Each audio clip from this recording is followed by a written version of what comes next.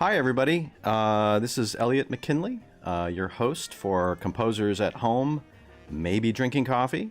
I'm going to switch to me, and there I am. We've got little Eddie Harris playing in the background right now. I'm going to fade Eddie out as much as it's really cool. Crying blues. I hope everybody's doing okay tonight.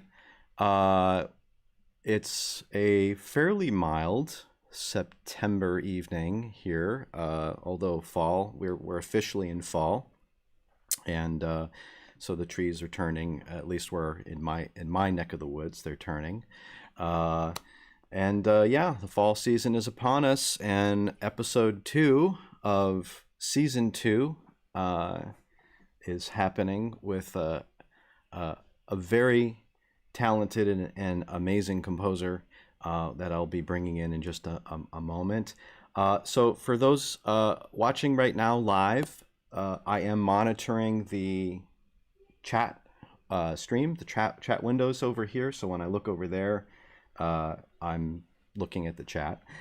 So please say hello if you're watching. Pop in, say hello, introduce yourself, and ask questions at any time.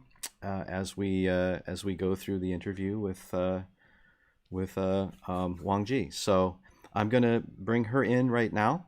Let me also do the ubiquitous social media plug here. So I forgot to do my name. So there's my name there, and there's the ubiquitous social media plug. Yes, please subscribe to our YouTube channel and also like our Facebook page and all that other kind of fun stuff. Hi, Fred. Fred Child. Neck of the woods is Newton, Massachusetts. Mary, hello. Ginny, hello. So great. We've got some people coming on in here to the virtual space. Okay, so I'm gonna bring in our guests now and switch to the interview screen. So, Wang Jie, welcome to Composers at Home, Maybe Drinking Coffee.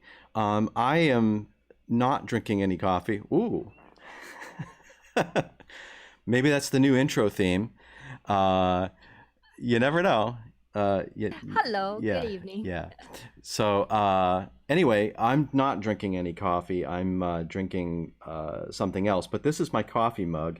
Actually, so what people don't know, actually, Wang Jie can see actually what it says. It says "Composers at Home Maybe Drinking Coffee." That's the mug. You can get it on eBay if you want. I literally earn no money from it.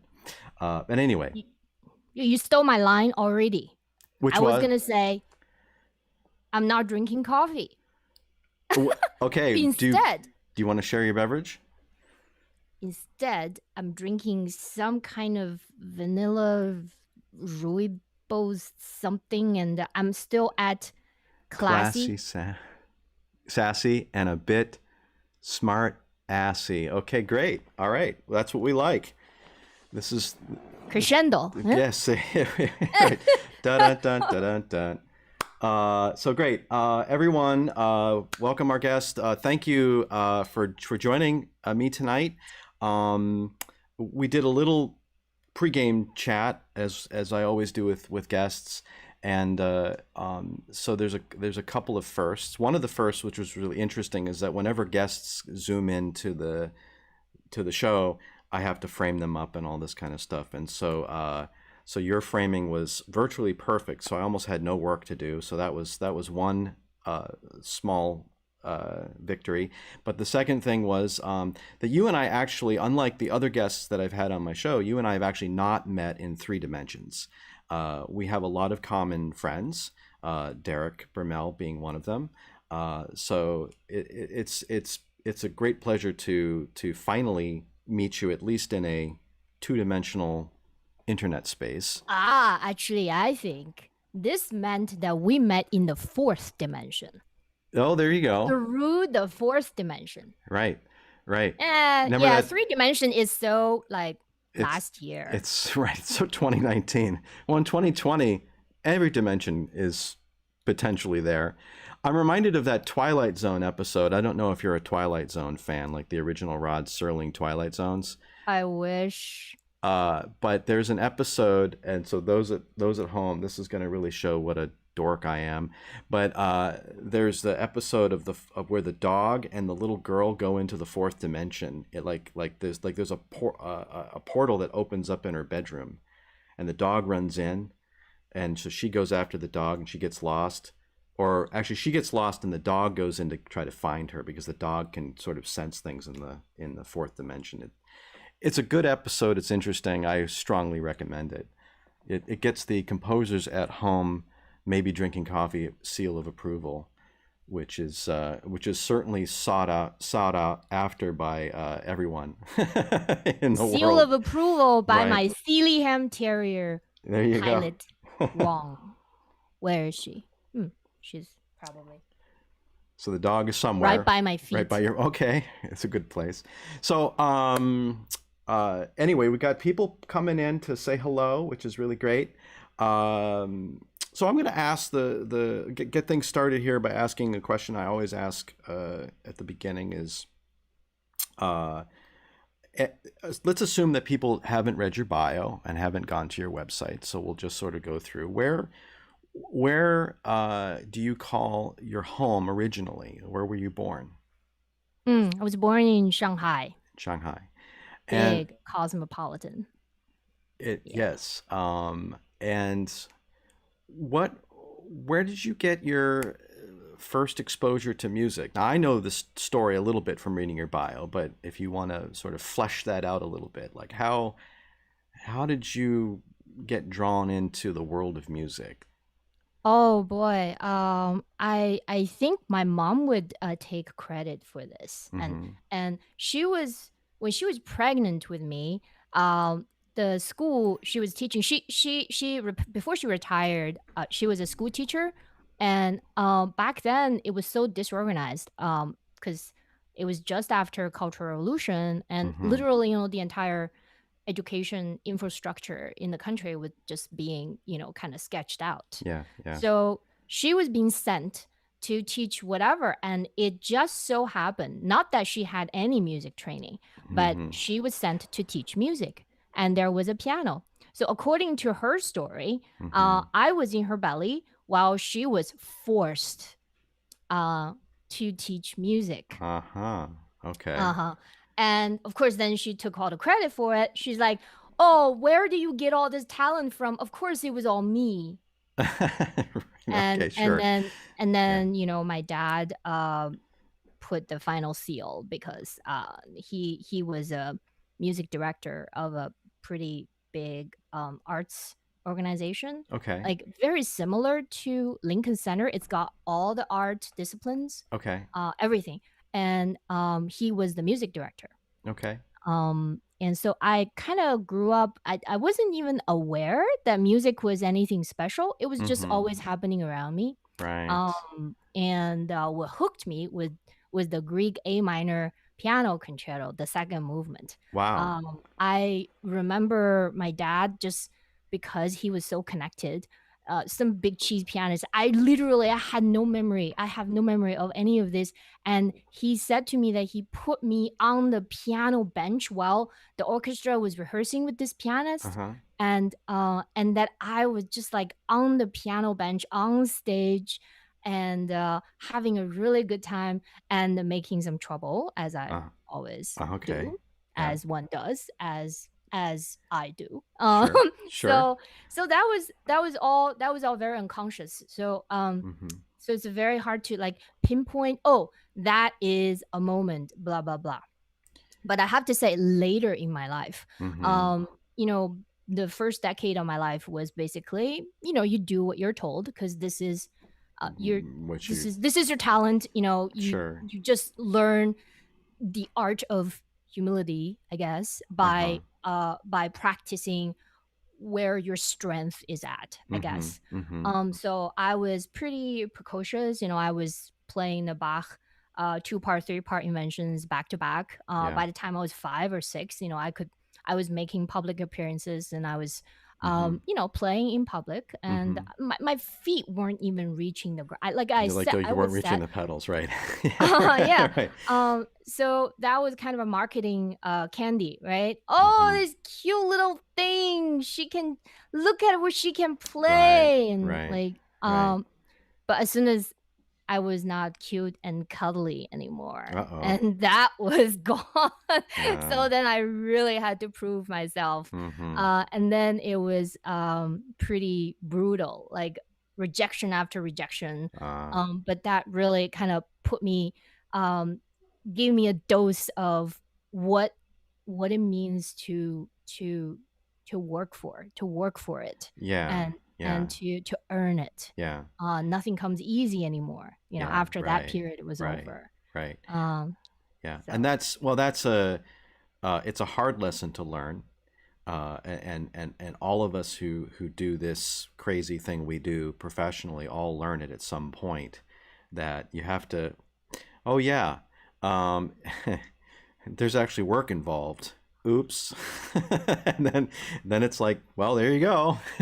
time to time what to happened to inspiration? It's right. supposed to just kind of like Yeah, drop on your lap, I'm right? still waiting for the lightning bolt to hit me. I'm like Ben Franklin. I go out into thunderstorms and we try to wait for the lightning to hit me, and it never does, which is probably a good thing. But nonetheless, I'll uh, settle for an apple every you once set in it a for the while. apple, the new apple on the head. Yeah, right.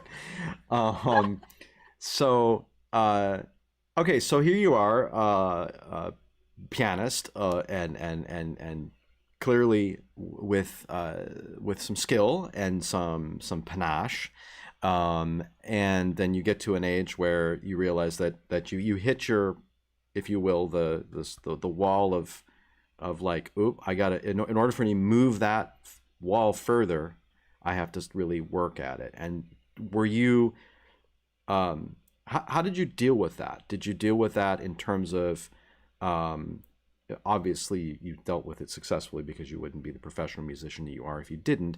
But when you realized that you weren't able to do the things as easily as you could before, and that it was maybe getting a bit more challenging. I mean, did you tackle that with like, hey, I'm gonna do this, or how did you handle that moment? Do you remember? Yeah, I actually do. And it was not like a one moment. Mm, I think I'm indebted to the people who were just like gods to me, mm, mm. and I think the people we love end up define us. Yeah. The person that I loved almost as much as my grandma was my mentor for the first 14 years of my music Mm. education. So he was, unfortunately, he passed away a few years Oh. ago. Mm. He was the last president of the Shanghai Conservatory of Music. So Mm. when I started studying with him, he just returned from East Germany, and he was one of the first Chinese-born composers that were sent by the government. I mean, he was To already Europe. very Yeah. accomplished and older by the Yeah. time he went to Yeah. Germany to study. And Mm-hmm. then he came back, and I was among the first six in his studio. And Wow. I was 4.5 years old. Yeah. Wow. Ever since then. But he was also a pianist, and he played so beautifully. Mm-hmm. Um, and I could. It was one of those intimate musical experiences Mm-hmm. where I could hear him breathe. Mm-hmm. Every phrase, he Yeah. had a way of breathing, and it was Mm-hmm. not a performance. Yeah. And Yeah. just being a little girl, just watching that happen, and he was just like the most gentle soul. Mm-hmm. I thought Mm-hmm. people around me were always very mean for some Mm. reason, and in Mm. contrast, he was just such Right. a like just giggly, just very accessible, very easy. Yeah. But I knew like there's something between us, which I didn't find out until many years later, that I was the only student that he kept for 14 years. Now, that Uh. is not insignificant. Yeah. Even if I didn't know it at the time, maybe Mm-hmm. he saw something about me. Right. maybe there was something special. Mm-hmm. So by the time I was already at Manhattan School, I was Mm-hmm. unwilling to give up my piano performance dream. I Mm-hmm. thought I could do both, Mm-hmm. and I was working on, soloist concert repertoires, and I wasn't Right. joking about it. I was Right. practicing four Right. 6 hours a day Right. plus my composition work, Mm-hmm. which first couple of years I was kind of half-hearted. I have to admit. Mm-hmm. Um, Mm-hmm. and then there was this one moment.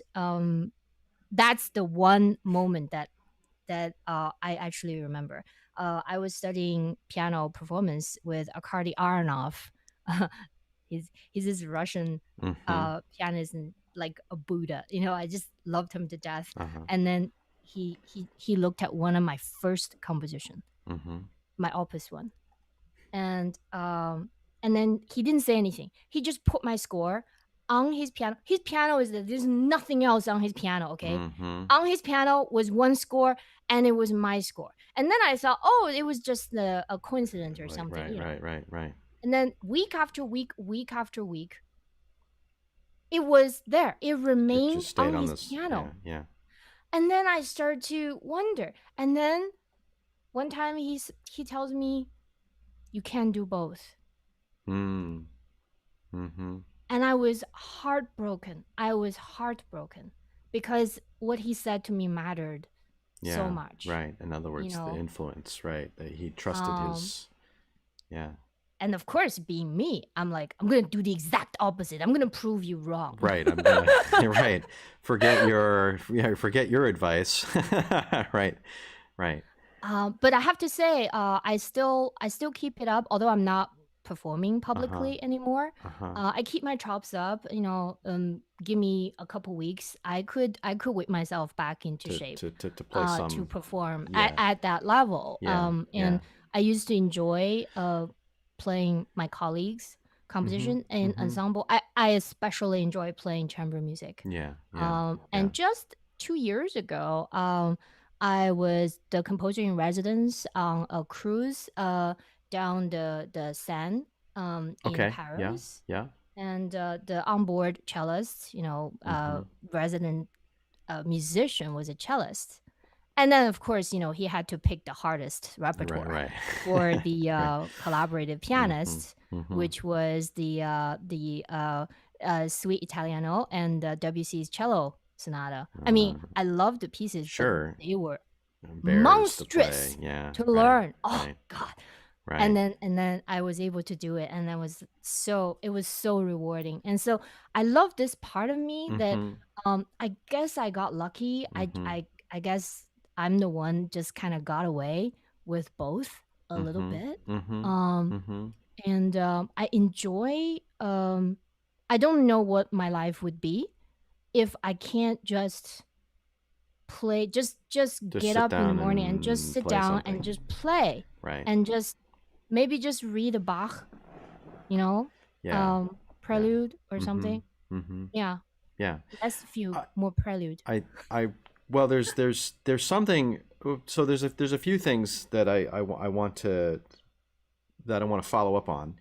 Mm, Um, um, but also I in a way I envy you in that one of like the little silly dreams that I had when I was younger was that I could learn the piano well enough to be able to play the Goldberg variations. Now, I don't know why I thought I could do that. I can't because I just first of all I just don't have enough hours in the day to practice and learn the instrument well enough. I'm not a pianist. I can play piano, but I'm not a pianist. But I envy the fact when you say you can get up in the morning and you just sort of, oh, let's play some Bach. I always had that little dream in me of like just being able to sit down and play some Bach. mm, I can mm. improvise, but I'm you put Bach in front of me and it's like that joke of how do you get a guitar player to stop playing? You put sheet music in front of them. For me, it's how do you get me to stop playing piano? You put sheet music in front of me, and then I'll walk away. But anyway, let's reeling back. So, at what point did you so as a pianist, right, as a kind of a prodigy of sorts, how at what point did you start thinking, hey, I can write music, or I can start doing this, I can start being a composer? Like, was there a sort of a decision point or a moment when it became sort of a thing for you? Mm. Um, that was actually decided for me. Oh. I didn't feel like picking up the manuscript paper and start, doodling on it, Mm-hmm. copying music. My Mm-hmm. father used to make me copy music, and part of my training. Was that punishment? Because Uh, because copying music is kind of like punishment. That's like child abuse. I think but it's okay because I imagine used to Bach do that for without my dad. any of Yeah, his yeah, children to copy I out know. all the parts for It- him every Saturday, right, maybe right, Sunday right. morning. Dad has a Pick up gig on four. Sunday. Copy this, right, Yeah. right. No, no, no. So uh, what I did, which was very, I guess, atypical Mm-hmm. of my generation, was that I enjoy learning anything my dad had to teach me. He loved like teaching me how to write a treble clef in his way. Wow. Because I Hmm. don't write treble clef like this. That's what everybody write, right? Uh-huh. I do it like this. Zoop, zoop. And then my Huh. dad also was a calligraphy practitioner, I guess. Mm-hmm. He was not really a master, but he was good enough Mm-hmm. penmanship Mm-hmm. that he used this opportunity to basically also teach me penmanship Mm. in music writing. Mm. So, Mm-hmm. part of the attraction Mm. of just sitting there and writing music is that I get to just earn his approval. If it Mm. like I can prove to him, Mm-hmm. like, look, I'm making progress, and you can literally see. I could literally see by the end of the page, and and Like if and right. yeah, and he almost never got upset with me. Mm. Very occasionally, he was never upset with me, even if he used to play the Bach chaconne for me, and Mm-hmm. my job was to memorize it and then write it down. This was like Well, it's good practice talking for about ear training. dorky, Yeah, talking about right. Yeah, dorky. right. This was our Right. household activity. Right. Like, Right. you go Hey, memorize that, and then we yeah, dictation. just dictate, harmonic dictation. There we go. Yeah, right. Yeah. So, but that for me, I still don't know that was something special. Mm-hmm. And Because it was it's just part of the only house. It was part of what you grew yeah. up with, right? Yeah. Yeah, it, Right. it it felt it felt organic. It Mm-hmm. it was just part of my life, which Mm-hmm. made the later stories of all the rejections all the more so traumatizing for Mm-hmm. me. It was just like a Mm-hmm. complete, my first decade until I was 11 and a half, 12 years old Was just was just completely, sailed through, right? Yeah, yeah, with right, music. And right. I didn't even know that I loved music because I didn't need to even Think realize about that. it, I right. didn't even need to be aware that I loved Mm-hmm. music. Mm-hmm. Like, how would Mm-hmm. I not? Like, every cell has been fed Right. and nurtured Right. by music, and that Mm-hmm. is 4 hours every day. I'm just And that's doing it. it, right? Yeah. Mhm. Yeah. Uh it's interesting. Again, this is when some of the things that you're saying, actually, I can absolutely sympathize with, because for me, I had a very similar kind of experience, although very different, a very different but yet similar experience, because my father was a composer, a jazz pianist. So like for me, I tell the story of like there was like when I went to friends' houses, it was like, well, how come you don't have a piano? Like, where's the piano? There's no piano in your house. That's weird. That was always, and my dad was playing all the time, uh, and he didn't make, now unlike you, he didn't my parents weren't interested in pushing me into music. They just sort of let me figure that out on my own. I was musical, but there was no, I didn't take lessons. I was too unmotivated to even keep my trumpet practices up and all that stuff. So I have a very different sort of kind of experience. But like you, when you're saying like even the calligraphy part of it, I loved playing around with my dad's pens, and the music here, that's my dad's ink writing. That's my dad's manuscript. My Oh, dad had wow. I beautiful was gonna manuscript. say. He did everything. He was old school. You know, he did everything by hand, and even those notiset transfers. So this is before computers, when you did engraving by hand. He engraved a number of his scores by hand as well, and I love just making random music with the engraving and stuff like that because I love the smell of pens and I love all of that stuff. So anyway, just when you're saying all that, I'm thinking, yeah, of course, you know, that totally makes sense, right? You know, of course, who doesn't listen to Stravinsky every Saturday morning? You know, every Saturday morning for like a year, he had Agon playing. You know, That's pretty I just went hardcore. pop, pop, pop, pop, pop, pop, pop, pop, pop, pop, pop, right? I heard that at 10 years old. I thought, oh, that's pretty normal. You know, Charles Ives' Fourth Symphony, that's pretty normal. So anyway, completely off topic. So all right, so so composition wasn't initially a choice for you. No. Like you just did it. Where did you start pulling some of your as a composer or in your generative process? Like what were some of your what was the stuff that grabbed your ear, your inner ear, as you were developing your inner ear as a composer and you were working? What were some of your I guess compositional models? What was there for you that you were drawing? So I'm a little older now than I think I like your question. Like it's kind of shifting my memory Yeah. a little bit deeper in like the reference library in my head. Your deep Um score library, right? yeah, I always ask myself this question, like uh, why is it that I think about some pieces more than others? yeah. Yeah.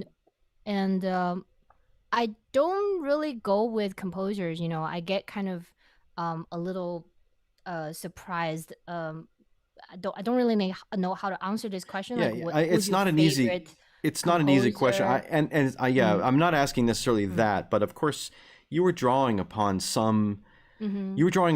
the music that you were aware of.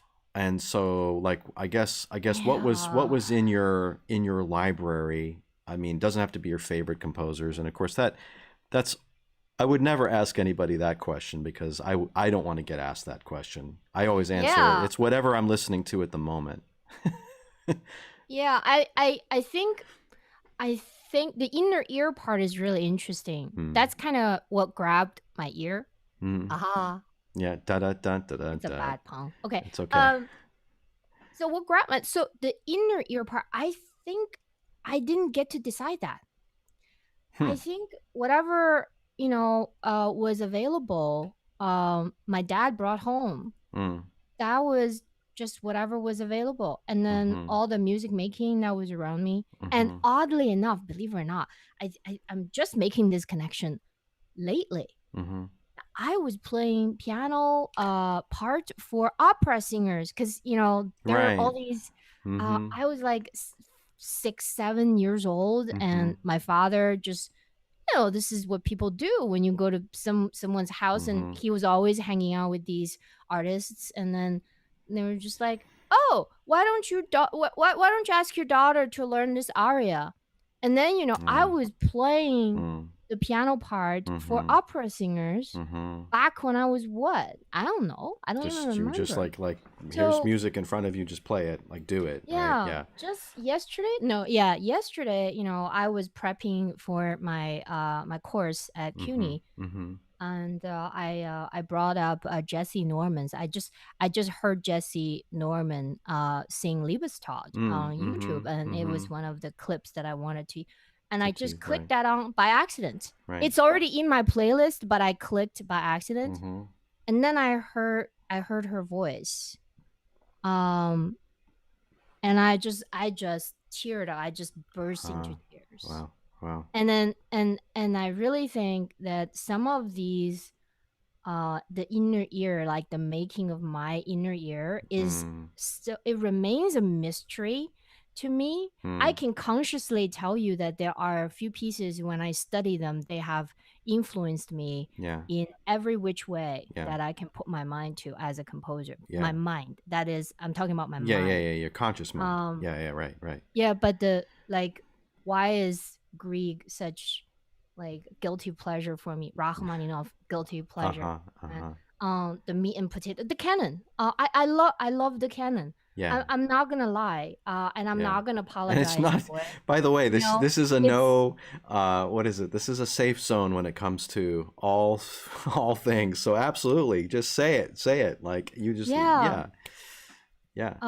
It just brought me back to those moments in my life where I just needed that moment to be clear to me that I'm dedicating my life to this art form, and I don't think there's anything else worth pursuing. This is it. The way that I connected to these repertoire, and those were the repertoire that was available to me. Right. Right. Okay. In communist China.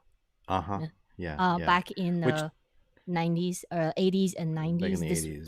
This was after, you know, many classically trained musician in the, you know, 70s literally did not survive. Yeah, right.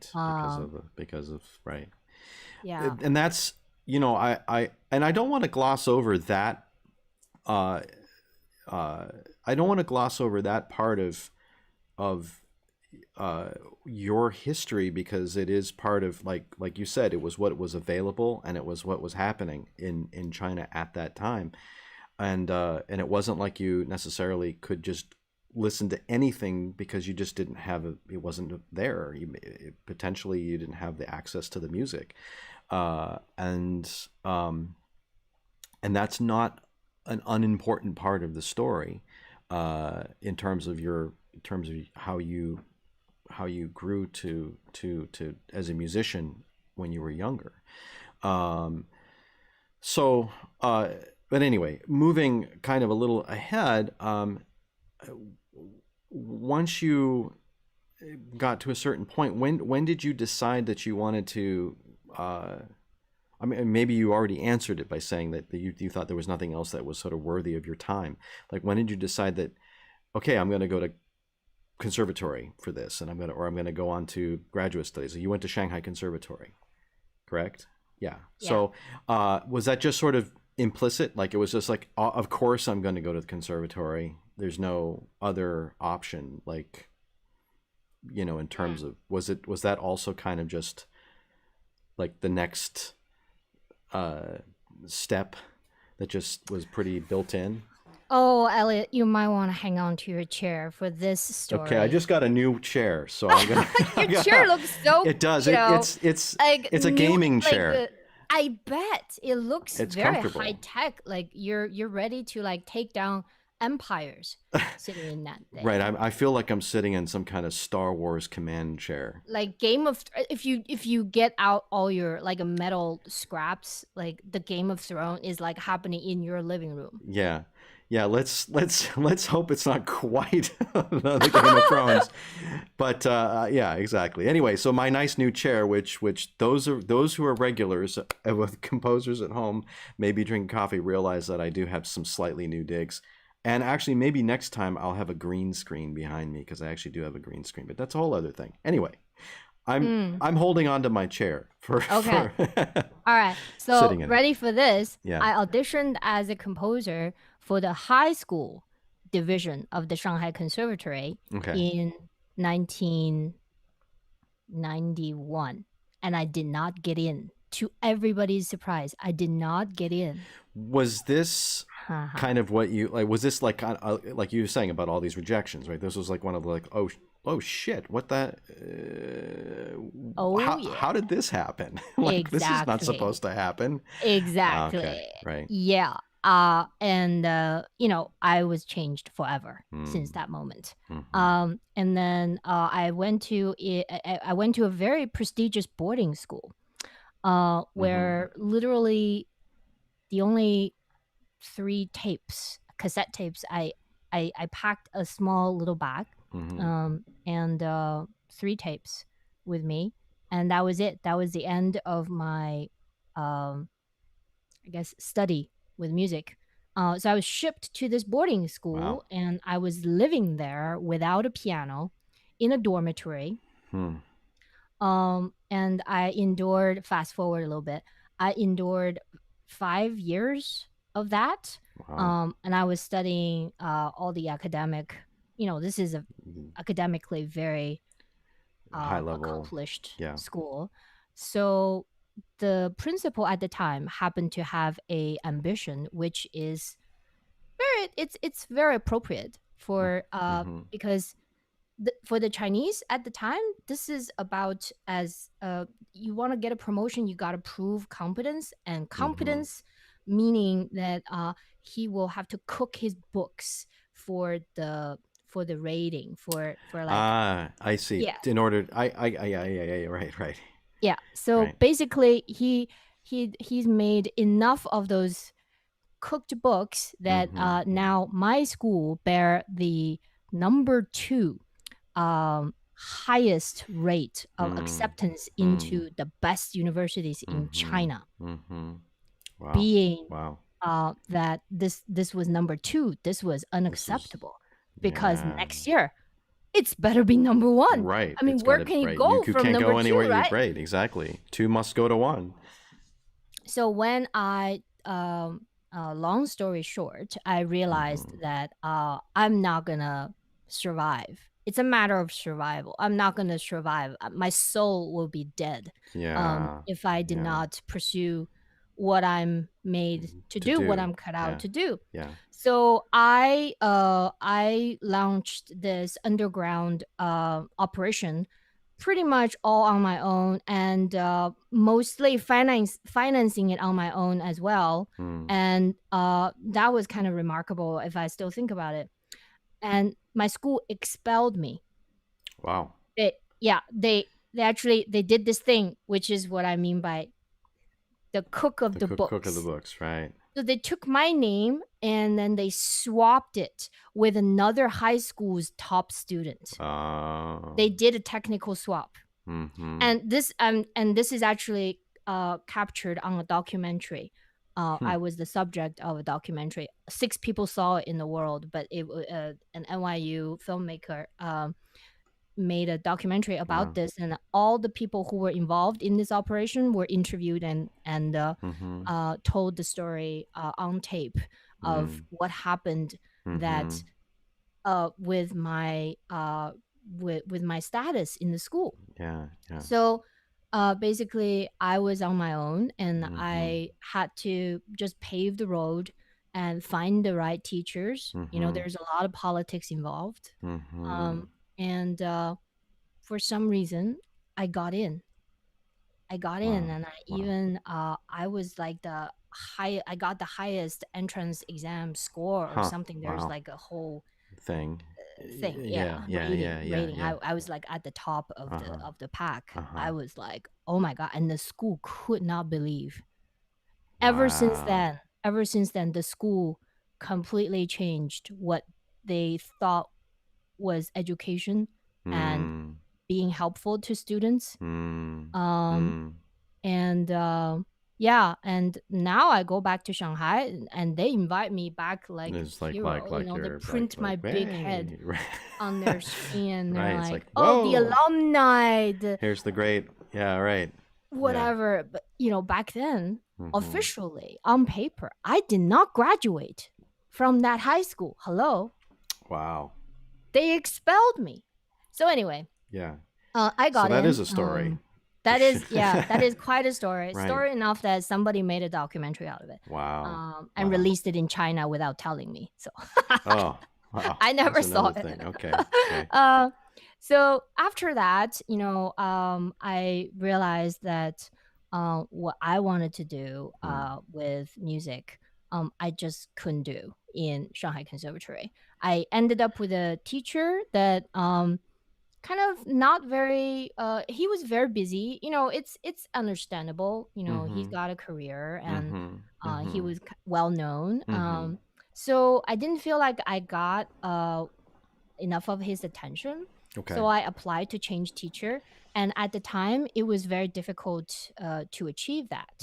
So I just thought, well, why don't I just then expand my search? And my next search was New York. You just went right to New York. Okay. Yeah. Why not? Why not? Right? Yeah. So yeah, I was actually thinking about this as I was telling the earlier story, is that my dad not only never gave me a hard time about my music studies, and it was like, because he was such a big deal. I mean, everybody was basically saying nice things to him. You know what I mean? Like, being his daughter was meant something. So everywhere we showed up together, everybody would be complimenting me, like, whether it was true or not. Yeah, didn't matter. Oh, your daughter's so talented. She could read anything forward and backward, upside down, whatever, blah, blah, blah. Sure.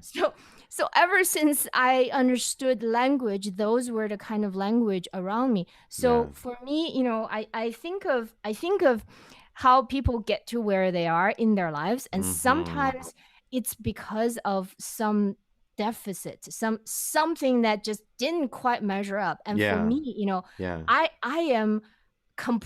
have complete lack of self-doubt. I'm just kind of, I just thought I could whatever I put my mind to. Because that's what I was told. It didn't matter it wasn't true or not true. It didn't matter. Right. It was just because that's what I was told. Right. So it's like, oh, you can't do both. You got to choose between piano performance and composition. I'm like, what are you talking about? Yeah. So then what did you do? I mean, we're at this point in the story. What did you do? Did you literally just say, no, forget that, I'm going to do both? I did. I learned the piece. For you, it was the Goldberg, maybe. And for me, it was the Chopin Ballade No. 4. It was kind of my nemesis.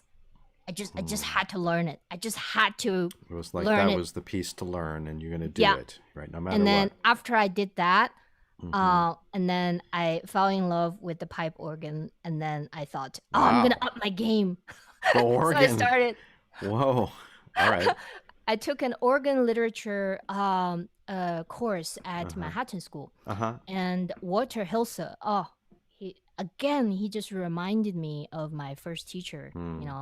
He just had that gentle spirit. And I just thought, oh my God, if this person plays this music and teaches this subject, and he turns out to be such an amazing person like this, I want to get it. I want to get dip on this. That's what right.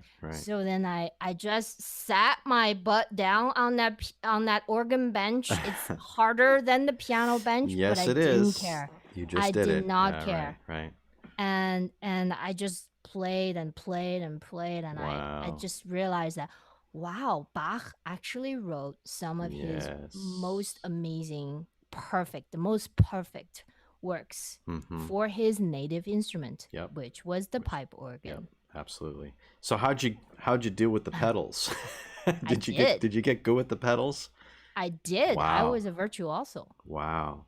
With the feet. Wow. There's a record of it too. Okay, good. The record. I have to say that's probably like the most daunting thing about the organ. Not only do you have all the stops and all, which gives you all that timbral control, which you're in charge of, but you also have to deal with the feet. So you've got the manuals and you've got the feet. Oh yeah. And I'm always like, I really have a lot of respect for organists, because it's like, if you're not already a multitasker, you really are a true multitasker when it comes to playing organ, because you've got to be completely independent in all of your limbs at all times. like a drummer, actually. Not dissimilar to that of a drummer. Or you just eat a lot of octopus and hoping. Or you just right. you hope you start growing it. Yeah, I think actually having 8 arms would be good too. That would also be cool, right? Yeah. That would take like a different kind of mind power to control 8 limbs. 8 limbs. You need another brain, maybe 2 brains to be working in parallel processing. No, but come to think of it, this thing, there's 10, right? Mm-hmm. And then with the thumb, sometimes I could, press 2 keys at the same time. Right. So we've got 12 notes right here. Yeah. The feet could cover, between potentially 2, 3, 4. 4, yeah. 4, yeah. Not 4 actually. That's ambitious. I haven't had to do that. So, octopus is only 8. And then those suction cups. Right. Well, if you had 8, I mean, if you were to truly embody the octopus as an octopus-human sort of hybrid, then you'd have 8, potentially 8 hands. I mean, that would give you a lot of flexibility right there. Just imagine what you could play. Oh, wow. I'm gonna think about this. That's a 4th dimension project.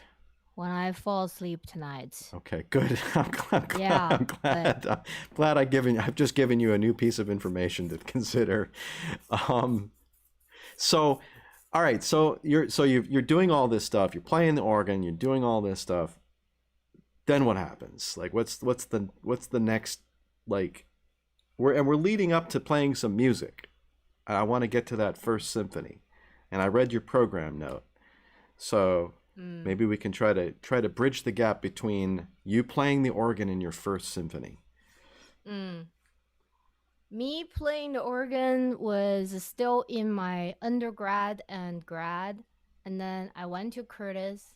I started to study with Richard Daniel Poor, and then of course my passion shifted again. I had to learn how to write for the orchestra. Right. I felt desperately in love with opera and orchestra, the big forces. And I'm pretty sure playing the organ gave me that, because it's an orchestra basically. Right. Yeah, it's like a wind and brass band, but like triggered by fingers. Yeah, right. Triggered by a keyboard. Right. Yeah. And I think my ear just needed, it was just hungry to expand, and I started to pay attention to this area in the repertoire. Yeah. Especially Stravinsky, Ravel, and Debussy. Right. As much as I loved just writing for the instruments that I knew better, but writing for the orchestra, the orchestra is like quickly became my favorite instrument to write for. And then I just start to hear music, especially the orchestral repertoire, with a whole new world of appreciation. Yeah. And I can be sure, I'd be dishonest if I say that Richard Daniel Poor was the teacher that showed me that. I don't think that that's entirely true, but studying with him gave me I could almost borrow his orchestration mind, which he didn't even have to say anything. It was for me, that was like magic. I was totally I just wanted to know how that happened, that he could just dot it on my score, and then how come I didn't think of it? How come I couldn't think of kind of imagine whatever that situation sound, whatever it, and for him it was just as easy as turning a hen. Right, exactly. Writing the word "the" on the right. So I just really wanted to do that. It's as simple as that. So first symphony, that's the first thing I wrote when I went to Curtis. So that was the second or third year I studied with Richard Daniel Poor. Okay. So um, yeah, you've already mentioned some of the composers that were also sort of entering your, if you will, your library. You said Stravinsky and Ravel and Debussy. Were there other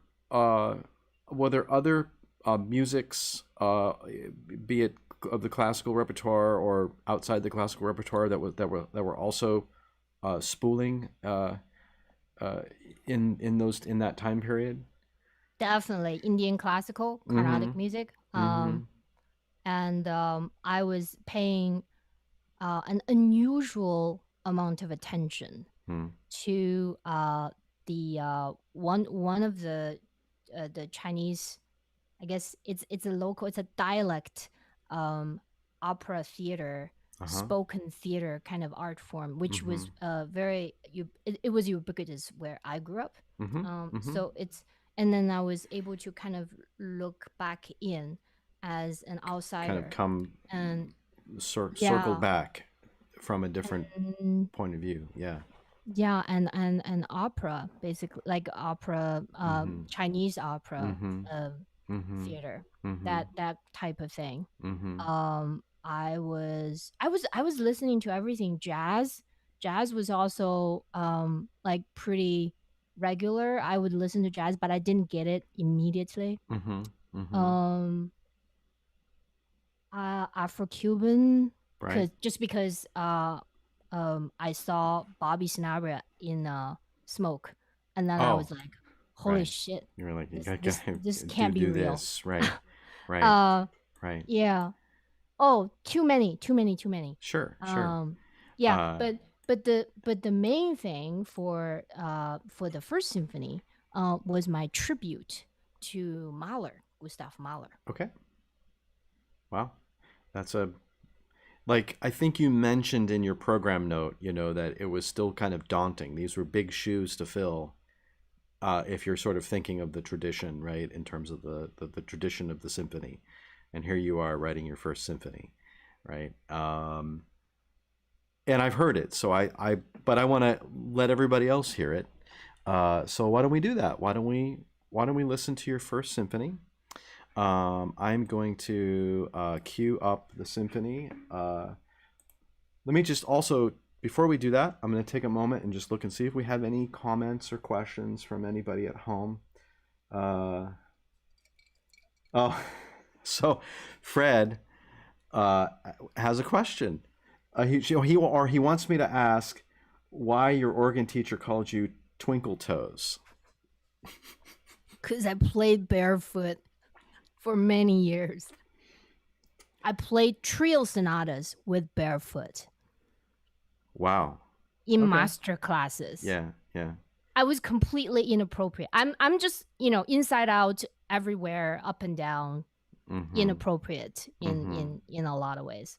But I'm that's on my best behavior tonight. well, that's good. Or maybe that's not good. People are going to be like, "This is not the person we know." You're right. Can't tell you who my friends are. Yeah, yeah. Well, okay, good. Well, why don't we? We've done a lot of blah blah blah. Let's actually listen to some music. I will do my best job, my best page turning job on the score. I always joke with composers I have on the show that every time I do this, I get page turning anxiety, even though I don't have I can't pull two pages at the same time when I do this. But sometimes, like my fingers are on the keyboard and like it slips and like the page flips before. So I try to do my best job. So everybody at home know that I'm doing my best job. This is not automatic. This is manual and it's live. So great. Let's listen to your first symphony and then we'll meet up and see if people have some comments or questions afterwards. So great. May I Oh, introduce yeah. the orchestra? Oh, This yeah. is I'm sorry. Yeah, yeah. Actually, do set it up a little bit too. Set up the recording and the if you want to talk a little bit more about the piece too, feel free. Oh, the piece, Symphony Number 1. It's an abstract piece, and I don't have too much to say about it, but I do want to say that this performance this was the Buffalo Philharmonic Orchestra, Okay. with Joan Filletta, and this was the 5th edition of this symphony. It Okay. had always been in smaller halls, and Mm-hmm. at Curtis was very small hall, Mm-hmm. and then I just you know edited and modified it so that it'll sound really good in a big hall, like at the home of the Buffalo Philharmonic Orchestra, Mm-hmm. the Kleinhans Hall, Hall, which is right. Which is a beautiful, beautiful hall. Yeah, I lived in beautiful. Buffalo for a year and a half, so I know the. Yeah. Oh yeah, okay. That's really That's all I really have to it. say. Okay, great. Mm. All right, I'm gonna switch over to the view of the music, and okay, and we'll meet up after we hear the music.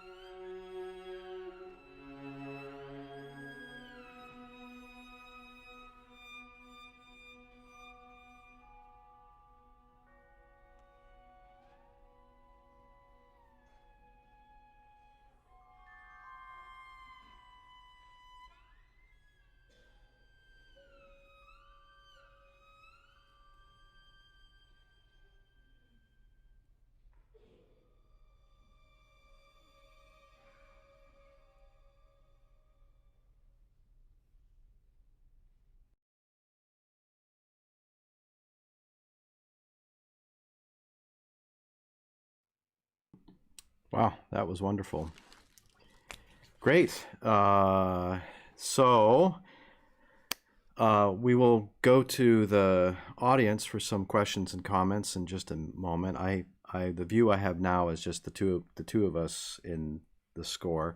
Not that I'm going to ask any specific questions, but it's what's clear to me in listening to the music is how much you digested the sound world of the orchestra, and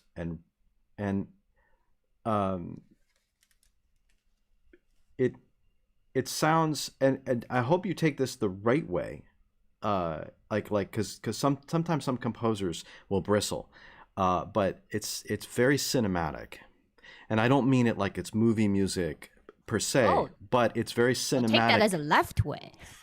Okay, good. It's perfect. It's very even though, like you said, that the music is somewhat abstract. You know, it's a kind of absolute music, if you will. There's definitely these many scenes,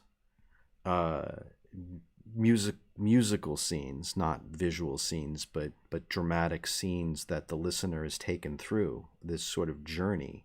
It's this unfolding at the beginning, and then we have this expansive, we have the energy in the middle, the sort of the fast middle part, and with all of the kind of orchestral flash that one would expect with an orchestra, with all the color. And then we have this sort of very restrained and very beautiful kind of chorale at the end. Sometimes there's nothing better than just a beautiful old minor chord in the strings that, like a big pad, like the way that you set that up.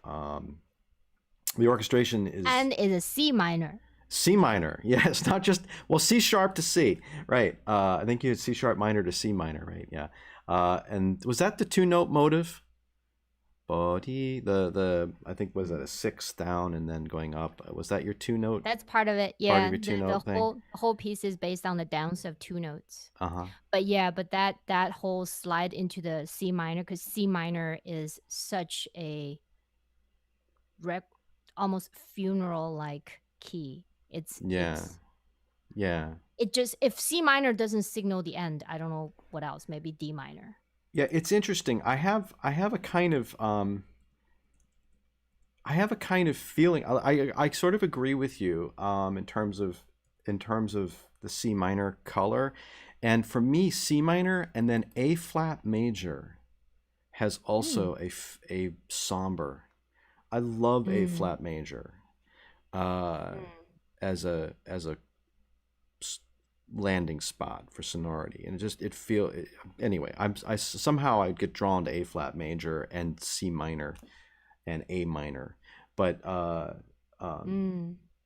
and that's actually kind of another kind of nerd composer thing, is how people often wonder in equal temperament, which is we could talk all day about temperament and tuning and this sort of thing, but equal temperament, where sort of all the keys are sort of colorless, if you will. They're not. They still possess, because of the kind of where the overtones sit, they still possess those qualities. Like, for example, C minor possesses that kind of, if you will, how did you put it, as a funeral kind of sound, right? Well, yes, they're colored by the repertoire. They're colored by the repertoire. Yeah, I agree with you. They are colored by the repertoire, but also I think even absent of the repertoire, they still possess inherent coloring, and they possess inherent coloring, I think, because of where they sit, where those overtones sit in the spectrum. Mm-hmm. I mean, maybe not everybody will respond. Obviously, individuals might respond differently. Like, for example, my feeling about A flat major won't be everybody's feeling about A flat major, but I think we get these feelings from, like you said, the repertoire, of course, can no pun intended, color one's perception, but I also think the overtone series plays a lot, and kind of how things sit in the register across the frequency spectrum. Yes, those are distinct. And The frequency spectrum, those are distinct. Absolutely, and of course, I'm speaking anecdotally. I don't have I don't have empirical data. I mean, other than the overtone series, I don't have empirical data to say that one would be brighter or darker than the other. I'm sure someone somewhere has done psychoacoustic stuff on that. But anyway, but it's a beautiful piece. Thank you. It really is a very beautiful and very effective piece of music. And while you're giving nod to the composers you mentioned who were playing around in your ear, as anybody who goes into composition in the Western tradition will always have to wrestle with Stravinsky and Ravel and Bartok and all these sort of luminaries, if you will. You pay the sort of respect, if you will, in some of the gestures, but I don't feel that this piece is derivative of that, in the sense that you're not just sort of copying per se. You're saying, okay, this is my little Revelian. These are my Revelian things, but it's still you. It's Ravel being filtered through you, if that makes any sense. It does. Thank you. Wow. I take that as a compliment to. I also really liked the word that you chose earlier, which is cinematic. Now, like, I encourage all my students to not to like treat music in the same way, or talk about music in the same breath as visual arts. Yeah, right. But to be able to visualize music, I mean, it sounds really out there, but I also believe that there's this world, this realm of imagination, which is boundaryless in its artistic domain. Right. And so what it means is that symphony, what is a symphony? Symphony is fictional. It does not exist. I'm not being a journalist in any way. I am just letting my imagination, and which is where I prefer to live in my mind, which is this world of fiction. And in that world, okay, in my reality world, I am bound by all sorts of structures and what's appropriate, what's appropriate for Elliot's show, all of that. But, no, but well, we're all actors on the world stage, so and there is that. And but in the world of fiction, anything is possible. That's true. That's where I think the most terrible things can happen in drama, but also the most divine. Yes. But the most terrible has to happen also. Well, because you're not going to be able to have the divine. You have to have the contrast. Yeah, you need. So the cinema part, what I actually, yes, I did take that the right way. I think is that I tend not to just let music be just about music. I tend, this is not to say that I don't craft my material or to hone it so that that like my sound material are as good as I could give in the moment, and the influences and all of that. But I'm just imagining having a conversation with all of my influences in my imaginary world, And in my imaginary world, I'm their equal. Hello, And they're not my gods anymore. you're also you also get here. to right. You get to set the rules and control everything, right? You're it's like it's your party, and you can cry if you want to. You know that for that song. Like I It's said, my party, and I cry. completely lack of self-doubt. That's fine. It's Like no problem. You know. I could be sitting down and smoke a cigar with Igor Stravinsky, and I have this I'd love that. wild confidence that he's gonna listen to what I have to say. I'm sure he will. I'm sure he will. Man, I would love to hang out and throw down some scotches with Igor in Venice or something. He was probably was a hoot when he started getting a little booze in him. But I'm gonna switch views and take a look and see if we got some comments and questions for you. Go over here, and I will go and check my status page. Okay, cool. Well, we do have some comments and questions that came in. But before I go to there, I want to also point out there's actually something that my father said about why we compose, or why composers compose. The question, why do we do this? And it's kind of along the lines of what you said about creating this fictional space. His to paraphrase it, because he wrote a whole bunch of these thoughts on music before he died, and he said we compose to create an imaginary world.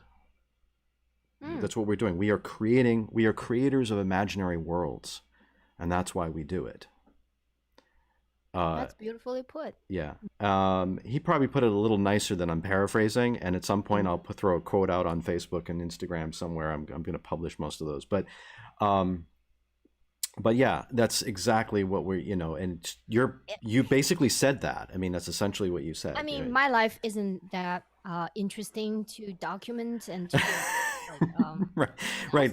Also, the mystery of the fictional world. I mean, if I already know what this piece is gonna be like, I kind of lose interest. Yeah. I need to kind of discover the piece in the process. And that's also why we do it. We're not only creating these worlds, but we are discovering them as we're going along, and that's where the fun is. I mean, that's where the fun of discovery is. We both create the world, and the world. Not to be overly profound, the world creates us at the same time. That's pretty profound, Elliot. I guess so. I was also going to say about real life. Of my musicology friends, I always joke with them and I said, no one's going to be that interested in my life because, the color of my underwear is not that interesting.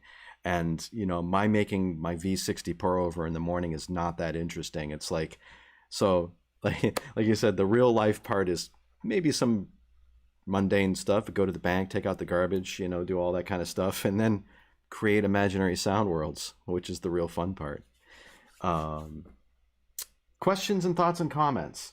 Let's see. We have Randy Harmon. Randy, hi. Beautiful. Let's see. We have David Gaines was commenting about my chair. We have hard work always pays off from Renee. We have That Was Lovely from Evan West, who is a young sound artist that I know. See, Jewel Media. Thank you. Elliot, you could take the score away. Oh, okay. Okay. So the question is, gee, how come your English is so good? That's an interest. That has nothing to do with the music, but that's a sort of a side question, I guess. Yeah, I try to fake it once the blue moon. Thank you, though. No, it's just what I had to do. Yeah. Just gotta. Right. I always admire those who learn a second or third language and learn it to the ability to the proficiency where not only can you converse, like order things, like I can. In some languages, I can go into a store and order, like a coffee or whatever it is. That's not, but like if you understand like like the nuances of the language and like some of the nuances of the culture and the humor.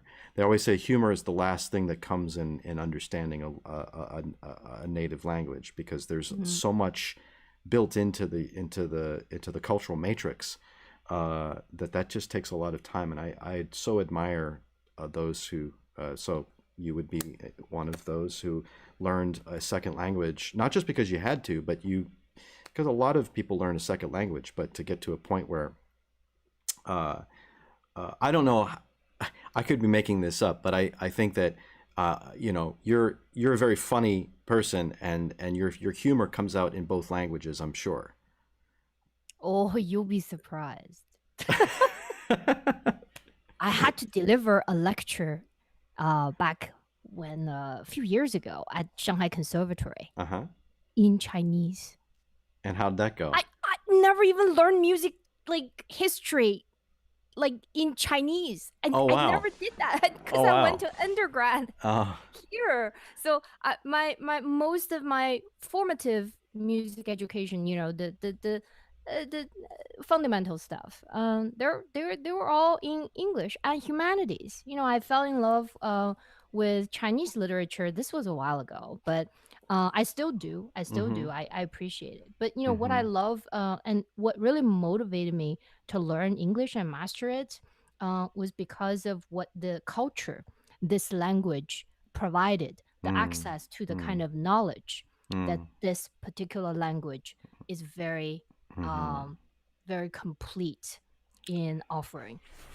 Right. And so, I have many irons in the fire, of course, and I think the discourse, the Western psychology discourse, is almost entirely missing in other languages, especially Chinese.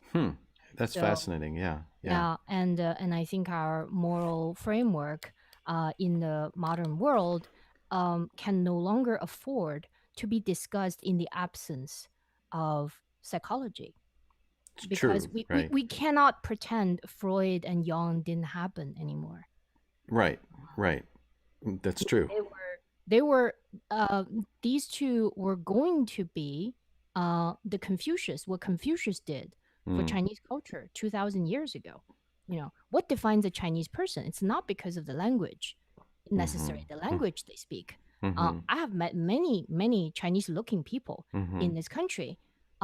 They do things, they walk around, they think about things in exactly the same way as Right. they were in China, but they're speaking English. No, that's entirely possible too. What defines you as a Chinese is do you believe in and do you adhere to the Confucius Yeah. way of life and his philosophy, Yeah. Yeah. and what that means for you and your life.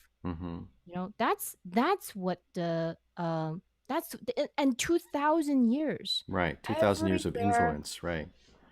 Everywhere in East Asia, where that philosophy, that way of life, and Buddhism also. But Buddhism is a little more complicated. It traces its roots back to India and way back. It's very complicated. But Confucius is pretty straightforward. Yeah. Yeah. It's interesting because it begs the question that you're answering, which is, we're getting somewhat off script, but it's kind of interesting. So we'll kind of wrap. And I want to play the song cycle. I know you and I were saying, well, we should probably not go past 90 minutes, but I want to play this song cycle. I really do. We have one more piece, everybody at home. So please stay with us. We will play this piece in just a moment. One of my favorite pieces. Because we have to. It's a beautiful piece. Yeah, actually, it's something when one gets older, one tends to start being reflective instead of responsive. At least I am. When getting north of some midlife, whatever that means, and so when you're younger, you just sort of, okay, well, this is the next step, kind of like what you were doing, like sort of, okay, well, this is the next thing I do, and you don't really question it too much. And now it's sort of, well, what did I just do? And then why are we doing this? And what's the place and the sort of the human this ball that we collectively ride around on, and what defines, say, culture, what defines ways of thinking, ways of living, and again, food and language are part of this, but like you point out, philosophy, religion, these kinds of things, all of these actually they're all so they're often so intertwined that it's really hard sometimes to see kind of where they can become unintertwined. Yeah, actually, right? I have thought about this so much, especially having observed how the liberal arts education in the last 10 to 20 years in this country has kind of declined in higher education. You see, if history repeats itself, which it will, It always does. Technology, science, those things, depending on where in the point of the economic infrastructure or whatever, at the time, every culture kind of had their moment in science and the technology and all that, right?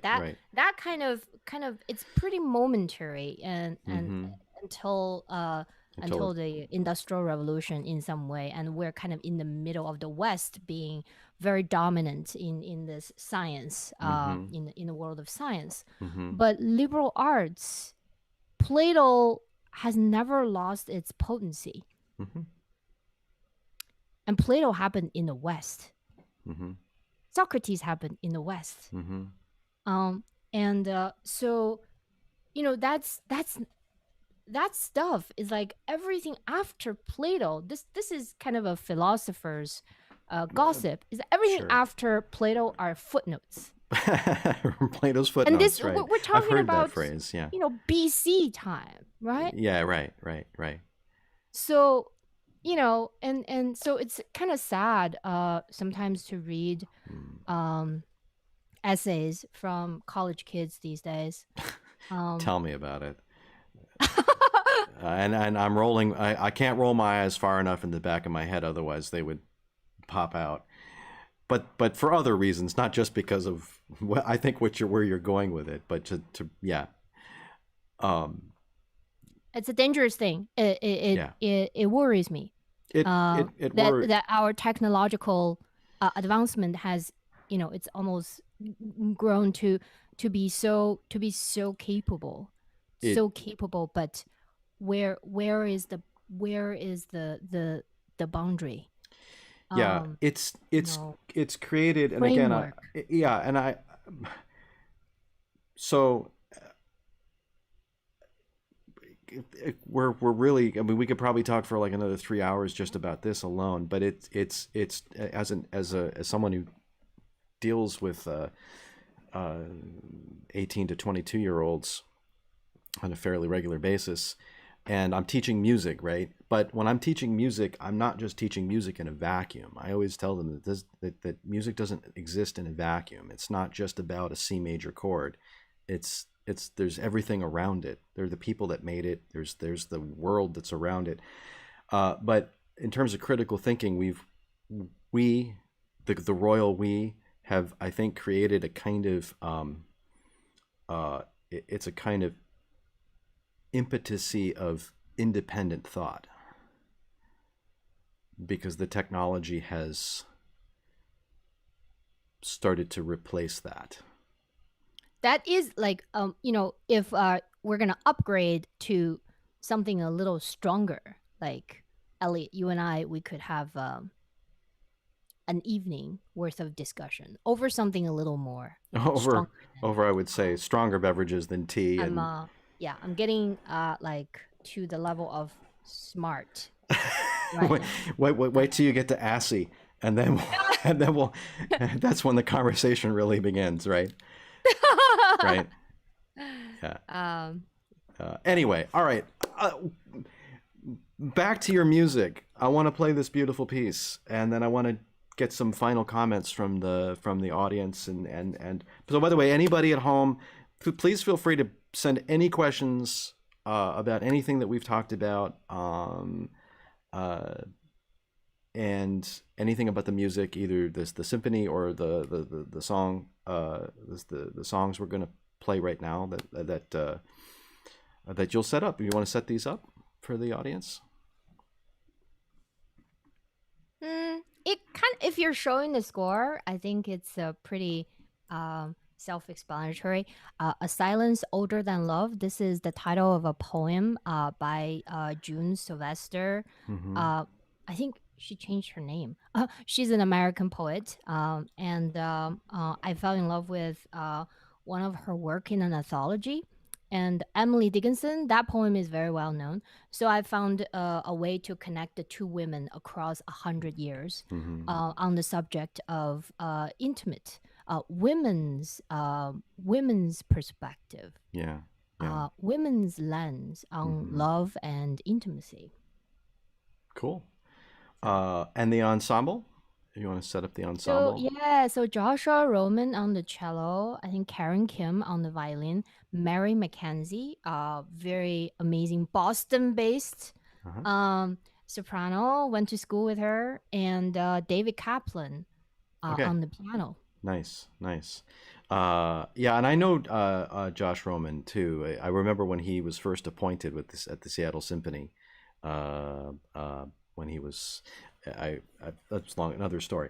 But anyway, let's listen to the music. And so I'm going to switch over to score view, and we'll meet back up in a few minutes.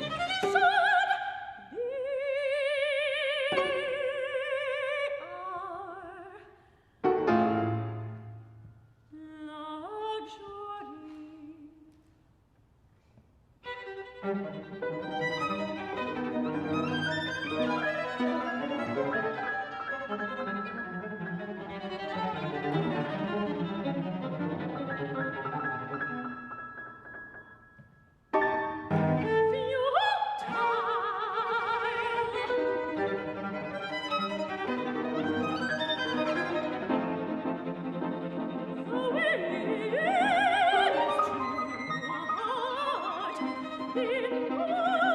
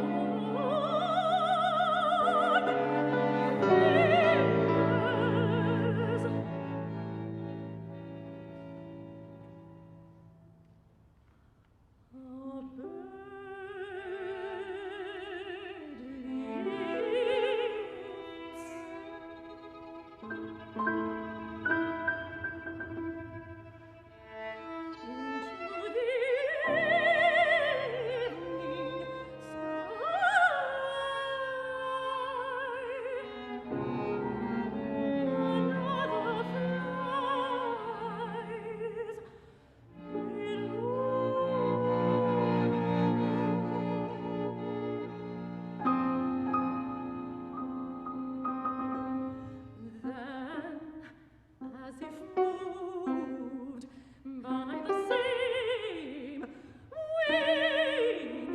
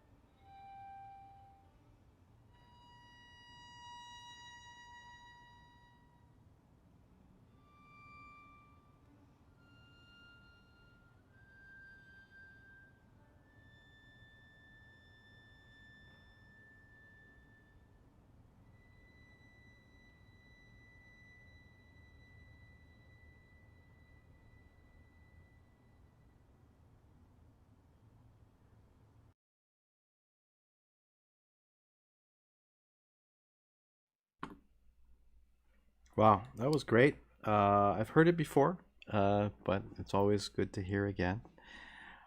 Um, Wow, I haven't heard this for a long time. well, I've This heard is it several times in the last 24 hours, but oh wow, thank you. I'm honored you're spending time with my music, and it's such a great like time of the day to for this subject matter. mm-hmm, For mm-hmm, me to connect with myself in this way mm-hmm. also. Um, it has well, I can't profess to obviously know your whole oeuvre, if you will, of your musical output. But just on what I know from what I've heard, uh, outside of what you've sent me and what you sent me, I there's like all composers, you develop a kind of fingerprint, and now that this music feels like even the orchestra piece, which is a little earlier, this piece has this very similar kind of fingerprint. So they're very different music,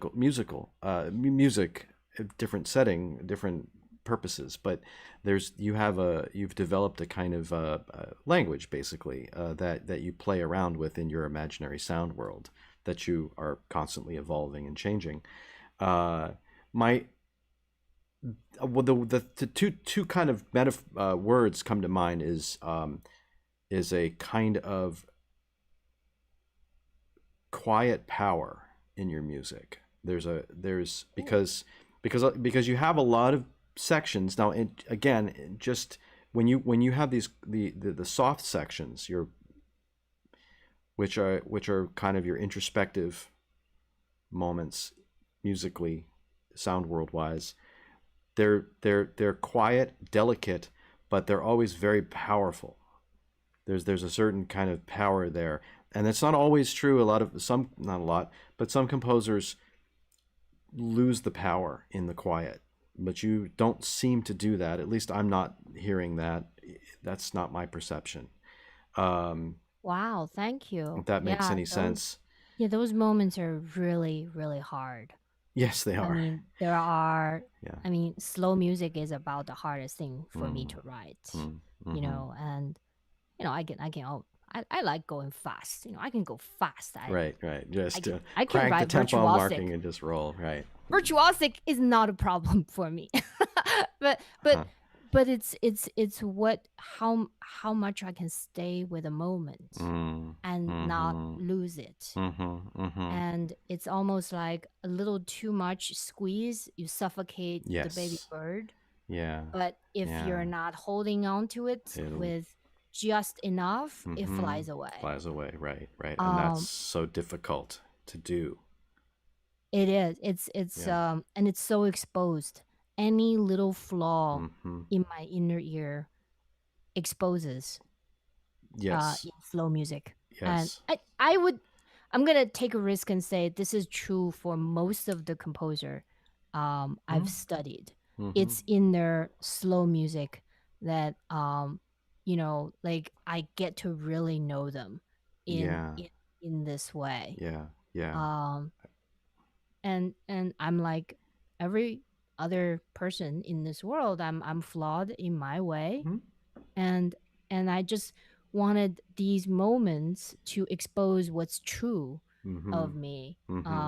And I'm Mm-hmm. not too concerned that, oh, is this the right chord, is this the right, it after a while, uh it what's the right thing to do doesn't really interest me Mm-hmm. anymore. Mm-hmm. um it's like how thoroughly and how completely Mm-hmm. I can be honest and vulnerable, Mm-hmm. Mm-hmm. and still keep people's ears with my music. Mm-hmm. And so I think I'm practicing the kind of generosity that I have heard in other composers, which Mm-hmm. I thrive on. Mm-hmm. That's where my ear goes. So it Mm-hmm. actually ties really nicely back to your question initially. It's like my inner ear. How does it work? I've also grown up and I've heard a lot of crap. I mean, I grew up Yeah. with Chinese communist propaganda Mm. songs. Mm-hmm. Okay. And let Mm-hmm. me tell you, these stuff, it kind of, there's a saying, the more you hear something, the more you like it or something. Yeah, right. Like, It's there's some neurological thing, yeah, it's a cognitive thing that happens. repetition, and eventually you right. Yeah. Yeah, but you know what? There are plenty of music in this world. The more you hear it, the more you hate it. And the more Mm-hmm. you hate it that it's still in your body. Like Yeah. I Yeah. do. I Yeah. still hate those songs. Yeah. I can still sing them, I can still play them, Right. but they're like but they're also part of me. Sure. Well, but I'm disagreeable. I'm disagreeable with a part of me. Right. Right. And so that tension is always there too in my inner ear. And then Mm. there are Mm-hmm. pieces that just like a first listening, oh my god, this is so true, this is so true Right. for me, first Right. listening, and I'm like a Right. mess. Right. And Right. so there's all that. Yeah. And this world that has this two extremes, right? And it Mm. embodies and embraces these Mm-hmm. two extremes are Mm-hmm. inside me and my Mm-hmm. fictional world Mm-hmm. and my Mm-hmm. imaginary world, Mm-hmm. uh, and the body that I live in. and Mm-hmm. and that's also my daily experience. Yeah. I'm not going to be able to write music out of blue. My body, um it remembers and it forgets at the same time. Right. Right. And Right. so, where do we begin? The Where inner do ear. the inner ear? I like Uh, to say the history of my ear. yeah. Well, the ear is that inner ear is continually. It's a continually flexible paradigm, and uh, I've got. Well, I'm sorry. I'm just seeing chat. I'm seeing stuff popping up on the chat channel through the Oh, corner of my eye. But curious, to curious. sort of to sort of I guess come around it. There's something I would say, like the word that you used, which is a word that I keep coming back to as an artist, um, creating this strange stuff that we do, uh, known as music, uh, and kind of the why, the motivation to do it, and all this kind of stuff that we've touched on. Uh, and I'm very fortunate. I feel very fortunate in that I grew up with my dad, and so I got to learn a lot of things through him in this, because he was a composer, and he besides yelling at me whenever I didn't take the garbage out and do the dishes and all that kind of stuff like a dad, uh, uh, realized that he had a lot of wisdom, and I'm just kind of now understanding where that wisdom is, how that wisdom manifests. And the thing about truth is something that is a recurring uh, it's a recurring trope for me personally, is that truth, right? Like, and for me, what that is I always ask the question when I'm creating. The question is, must it be there? And what then must it be? If the answer is yes, it's like that's the flow chart is, does it have to exist, and then what has to exist? And to answer that truthfully requires a lot of work, and because I can, and I think we all learned skill, right? We have skill with craft. We can I can. Somebody said, write me a string quartet by the end of next week. I could probably do it. How much that piece will be true, I can't answer the question, because sometimes pieces take more time to answer the question of what must be there, and sometimes the piece doesn't. Sometimes a piece doesn't need to exist, and so therefore it doesn't come yet. Like, it's not time for it to happen. I've had these moments where I've had pieces in my head that just I haven't written yet because it's not the time for them to happen. Oh, that And is so beautiful. What you said is so beautiful. well, Yeah, it's taken me a long time to get to this point. I could even echo you on that. Is that I kind of knew from a while ago, like I'm gonna write between 10 to 11 symphonies, and I kind of hear my ninth.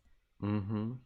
Not to be a cliche or anything. Sure. I can sort of hear it. And then when I was writing my second, you know, I got scared.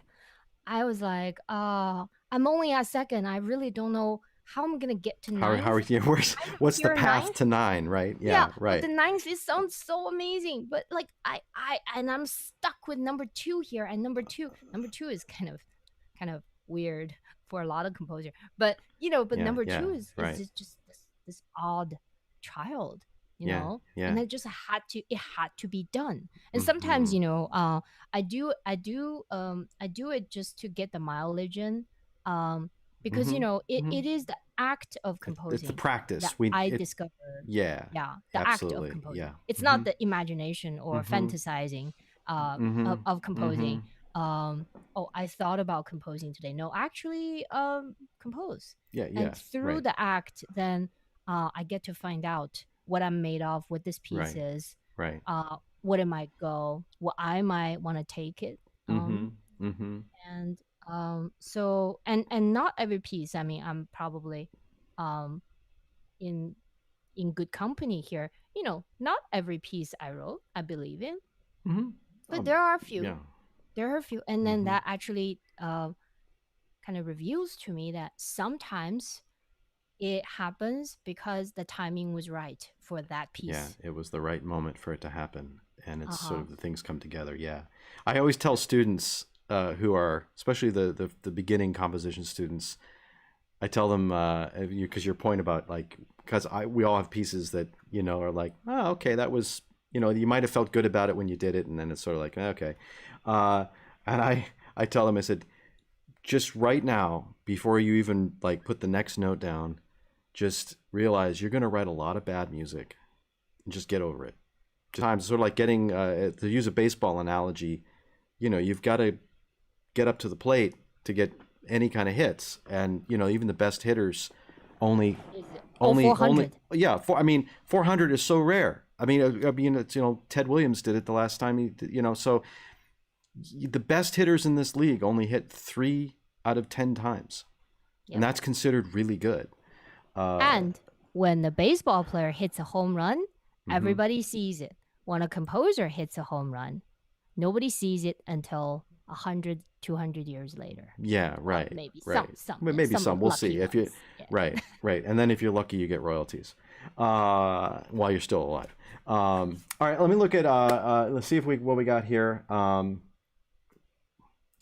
Emily. Hi, Emily. I know I saw you, Emily Coe. Oh, hey, Emily. Yeah. She's dear. She's been saying hi various times. I got this lamb dumpling recipe in my kitchen right now, in my fridge, that I think Emily is gonna dig it. Okay, a foodie. We're all foodies too. So that's a yes, and Fred's been chiming in too with some comments. Actually, Jewel says, ask G if she treats cooking like composing. And actually, that's interesting, because I find that the two, there's some analogams between the two. Definitely. I mean, the question kind of answers itself. It answers itself. It's too much garlic will spoil I love garlic, but too much of it in a particular dish is going to spoil the recipe, right? It spoil the dish, or too much salt. I think the thing about cooking for me is like the ingredients is just the ingredients, like it's what you do with it, and then the timing and all of that, and instant gratification. Mixing things together, right? Trying things out, right? The balance of sweet and salty. Jewel was also asking me about. Yes, I did get your question earlier, Jewel, about my software. I am using OBS, which is Open Broadcaster studio. It's a open source application to do my streaming, and then for the guests it's Zoom. So Jie is on Zoom. I set up a scene, and everything else is just basically sharing my screen and windows and all the graphics I did in Photoshop. And yes, Jules reminding us the show has reached 2 hours. It's been 2 hours and 6 minutes. And you and I were talking like, hey, maybe we should wrap it up around 90 minutes. But I really wanted to play well, we got talking about a lot of interesting stuff, and I really wanted to play the song cycle. So, folks, if there are any last questions, there's about a 4, 5, 6 second delay. But if you've got any last questions or comments before we sign off for the evening, please toss them into the chat panels. We have another comment. Enjoyed your conversation and music. Thanks for sharing. Yi Ka Ho, if I'm pronouncing that correctly. I always hate this because sometimes I get the names wrong. I apologize. And David Gaines. Yes, David, I saw your comment. David Gaines, by the way, Jie is a composer and plays euphonium, and he also speaks Esperanto. He's fluent at Esperanto. I've known him for many. Those are two things you don't really put in one sentence. So yeah, well, David puts a lot of things that you wouldn't normally put into one sentence. But he says he said Saturday morning with Agon sounds like agony. Ha ha ha ha. Oh, the dog. Yes. Hello. This is Pilot. Hi, Pilot. So Pilot now gets the cameo, the sort of the last cameo. Oh, Michael Roth. Hi, Michael. Michael Roth says, great to hear the vocal piece. Looking forward to hearing the symphony when I rewind. Okay, so he must have just joined in. Have you ever dealt with the songs you hate from your youth in a piece? That's actually an interesting question. Not yet. I hope I don't have to ever do it. And you know what? I will not do it. Okay. So the answer is right. Jie will not do this. Okay. Great. Well, maybe this is a good time to sort of wrap things up. I always tell the audience, or I tell my guests that I'm gonna at some point bring everybody back on for a kind of Where Are They Now kind of segment. So maybe we'll have a shorter sort of Where Are They Now at some point, and would love to have you back on and share some more music, and maybe we will have a separate kind of discussion about philosophy and try to solve all the world's problems over harder beverages and higher education. And, oh my God. And higher. Well, okay, yes, that would require many hours and probably very stiff. Yes, absolutely. Yeah. I'm up for it.